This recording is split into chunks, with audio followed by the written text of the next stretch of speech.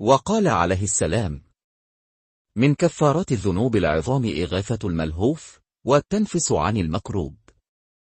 Imam Ali, A.S., in this wisdom draws our attention to an important Islamic duty, that helping the oppressed and consoling the grieving is a means of expiating major sins.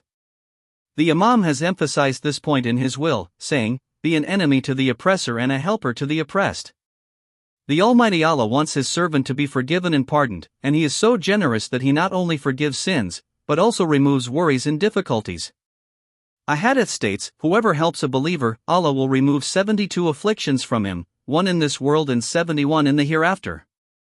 The meaning of the Imam's wisdom is reflected in the Quranic verse, "Indeed, good deeds remove evil deeds," 11:114. Here, good deeds is absolute, encompassing all acts of worship and kindness. The Imam's statement is an expression of this Quranic verse.